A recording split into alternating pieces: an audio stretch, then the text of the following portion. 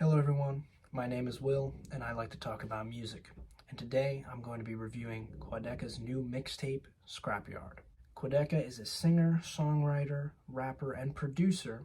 He had gained recognition with the single like Sisyphus off of his 2021 album From Me to You, but it wouldn't be until next year with his album I Didn't Mean to Haunt You that I was introduced to his music. I think a lot of listeners of Quadeca's music were very impressed with the evolution that he brought on that album in terms of its songwriting and its production. And it was also interesting to see the conceptual side that he brought to that project as well, as Quadeca mainly centered it around his own death. Like it was a posthumous album for himself in which he was narrating it as a ghost. So while it wasn't a perfect album in my opinion, I definitely think that songs like Tell Me, A Joke, and Born Yesterday clearly showcase some of Quadeca's best pieces of songwriting to date. And now this new mixtape, Scrapyard, contains some cuts off of the 3 EPs that he released last year that contained some scrapped ideas and leftovers from before and after the I Didn't Mean to Haunt You sessions. He also gives us a new batch of ideas in this mixtape that contribute to a fully fleshed out project here. So I think that a lot of the ideas that he's presenting on this mixtape do not have to necessarily fit into the aesthetic and style of his next project, but it's certainly interesting to see what he brought to the table here. Now, speaking of tracks that came from around his creative period between From Me to You and I Didn't Mean to Haunt You, Dustcutter opens this up, which was previously hinted at on his EPs. He mainly centers himself once again around this idea of himself being a ghost. The line, "Please don't leave me in the cold, leave me out to dry," sounds like Quadeca is just continuing to haunt us after his death, and it also emphasizes these themes of loneliness, desperation, and regret that were also present on I Didn't Mean to Haunt You. I really love Quadeca's vocals on this cut. They're so intensely emotional and kind of emo, but in a weirdly convincing way. He combines these elements with bedroom pop in the instrumental, with these electronic drum loops and washed out guitars. There's also this repeating loop on the track that consists of these descending electronics that sound to me almost like a flexitone, if you know what that is. From here we get a la Carte, which has a skittering instrumental with drums and a round simplistic bass line. The guitar arpeggios on this track have a very soothing quality to them, and I think so far in the track list you can easily tell that Quadeca has put a lot of attention to detail in the instrumentation and also the production of everything that is in the mix, for sure. Rakins also has a nice inclusion on this track. I like his melodic flows and vocal inflections as well throughout his verse. Then we get into Pretty Privilege, which is a very sad, very emotional track once again, which is mainly centered around insecurities, on body image. It seems like Quadeca is clearly talking to someone who he's in a relationship with the line, "Why did you say I was pretty? I'm pretty sure that was a lie." I really love the 2-chord progression that the guitars have on this cut. It very much creates this melancholic atmosphere that's very effective. I love the hypnotic and swirling synths and electronics on this track as well. And there's a nice, tasteful inclusion of piano, as well as a captivating outro that erupts with the drums as well. From here we get Easier, which is one of the more acoustic ballads in the track list that has a very minimalistic piano part as well. I think that the melodic work and writing throughout is great from a musical perspective. And what's very interesting about this track is that the main acoustic guitar progression and the vocals are mainly filtered out to the back of the mix, while you have these swirling electronics and spacey, somewhat otherworldly vocals underneath. So he's very much able to create these productions that feel like they are somewhat suspending in air while you're listening to them. Even If I Tried is another great highlight for me. The vocal filter on this one creates a very intriguing, blistering quality, in my opinion. It's also surrounded by an intricate array of guitars and spiraling electronics that continue to ascend. It's also one of the most direct and hard-hitting and determined vocal performances on the album so far. It's a very determined and hype track, you could say, until the second half, which features a beat switch that doesn't push forward the momentum of the track, but instead slows it down a lot, which is extremely unusually effective, in my opinion. It feels like it's sucking out the confidence that was present in the first half, but at the same time creates this weird progression that kind of makes a clear statement overall. It's also quite psychedelic. It's one of the more trippy tracks on the album, you could say. I think from this point, there's a couple tracks that I think represent a bit of a lull in the track list for me personally.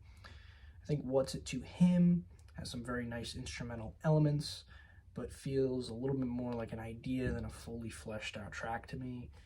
There are some great ideas here with the booming drums, the guitars, the electronics, a heavy synth bass. I just don't think the progression of the track is one of the most gratifying here. Also, You Don't Know Me Like That contains these pitched up vocals and a very simple piano progression. I think that the writing on this track just feels a little bit weaker, especially melodically. I think the vocal lines don't represent the greatest in the entire track list. There are some mesmerizing synth passages, but once again, similar to the last track, it has some fascinating atmosphere, some fascinating soundscapes, but I think that it could have used a more fleshed out song progression. There is some points where I think there could have been more contrasting material from the main section. I think the energy returns on I Make It Look Effortless, which, despite it only being a minute long, is one of the most intense and hard-hitting cuts here. I love Quadeca's sensitive vocal delivery, and his choice of instrumentation just hits so hard that it has to make a great effect on you, despite it only being a minute long. Then we get Way Too Many Friends, which is clearly one of the more rap-centric, conventional rap vocal performances from Quadeca on the album. It has a very simple ABA structure, and its lyrical themes clearly centered around social anxiety, missed opportunities in relationships, which I think connects to a lot of the narratives that he's set up on other tracks here as well. And I love the instrumental on this track for sure. A lot of high-pitched percussion, some bells, and just wonderfully recorded piano lines as well. And he continues to develop this instrumental throughout the track amazingly with these layers of back vocals and electronics that sound incredible in my opinion. And then Guess Who has to be the biggest banger in the track list. He almost verges on a rage cut here, but oh my god, is it an amazing performance from Quadeca, especially as his flows and delivery becomes more pronounced in the latter half of the track as well. He is just snapping as well with these melodic rapping verses on the short refrain of Guess Who. It is a phenomenal banger for sure. We get Under My Skin, which has some more aesthetics that definitely correlate to some of the cuts similar to I Didn't Mean to Haunt You, with some more haunting and eerie vocals and guitar-led instrumentation that is juxtaposed with a hard-hitting beat. There's a very well-written vocal refrain on the track that I like, and I think that it's very cool how the electronics become more active and prominent in the last leg of the cut, almost creating these very hypnotic loops as well. And then we get to Being Yourself, which starts out very spacey and minimalistic, and then develops into an instrumental that is more visceral, has these sawing, percussive, and synthetic sounds that come into the mix with these booming 808s as well. And then you have Quadeca giving a very expressive and progressively more intense vocal performance, and everything leads to a very gratifying climax in the outro, whose surges in volume and intensity feel like I'm being sucked into a void. You tried that thing where your human has to be the most devastating track here, as it's very exposed and centered around the vocals with just synths and backing it up with just the line, "It's time to give up, I'm being human." Just this repetition and Quadeca's overly excessive vocal performance. It's just so much and it's so extra that you have to say, wow, this is kind of devastating. Like, this is a very heavy track.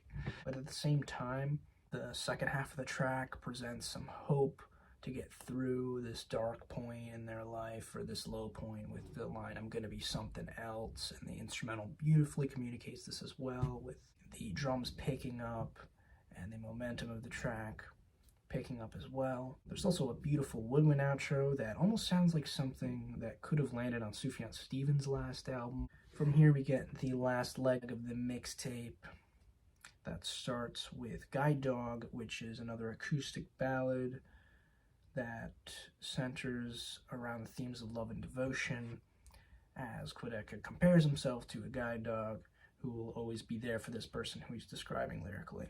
I think it's a very gorgeous track, a great chord progression, and a very simple but very well executed performance as well. And Texas Blue. Could we have a better finish to this album than Texas Blue? I don't think so. It is so amazing, not only instrumentally, the writing is top-notch, the performance is top-notch, and I love the sentiment of this track with the repeated refrain of, "I'll be honest," beautifully closing the album with the sentiment that it's always best to share your emotions and experiences with others. It's just such a beautiful way to close out this album after all of these different experimental ideas have been introduced. It has very linear, direct songwriting with a beautiful piano chord progression. Overall, closes up the album in a nice bow. So overall, I think this is a very, very strong project from Quadeca that showcases such an incredible variety of genres and styles, but he fuses them together in such a way that feels cohesive, that feels unique. And what is very interesting is, even though Scrapyard kind of implies that these are just some scrapped ideas, maybe some B-sides from other projects, or some ideas that he's just kind of leaving aside for future ventures and all of that, I think it comes through with some of his most well-executed, fascinating songs yet. Really great song progressions. Overall, I just cannot wait to see where he takes his sound from here. So with that being said, I'm feeling A+ on this album. But what did you think about this album? Let me know down in the comments below. Hope you're having a good day, and I will see you next time. Peace.